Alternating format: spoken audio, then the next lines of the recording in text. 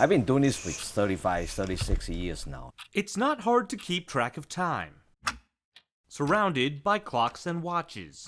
I spend 12 hours a day to work on the watches. Now I don't do that much, at least about 10 hours a day, almost 7 days a week.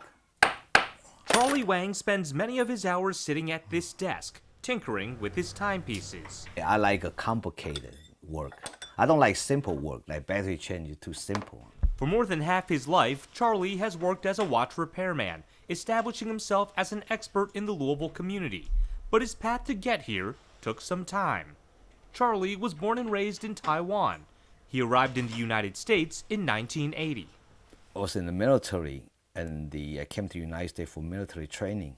After he finished his service, Charlie decided to stay in the country. I moved around several places, Pensacola, New Orleans, and that to Houston.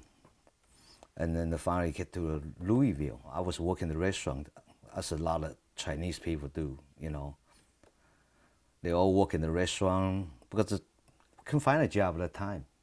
It was while working at a restaurant that Charlie found something that kept him in Louisville, a passion that turned into an unexpected career. I like a watch, you know, so that's why I decided to stay in Louisville, because I have the more opportunity to meet a lot of repair person in town. Charlie says he picked up watch repair as a hobby at first, watching local watchmakers work on broken watches he'd find around town. Pick up some used one from flea market or yard sale, and then bring to them to, you know, ask them, you know, to repair the watch for me, and then watching how they repair my watch and practice at home. That's how I become a watchmaker. After several years, Charlie decided it was time. Finally, I just give up the restaurant business, become a watchmaker.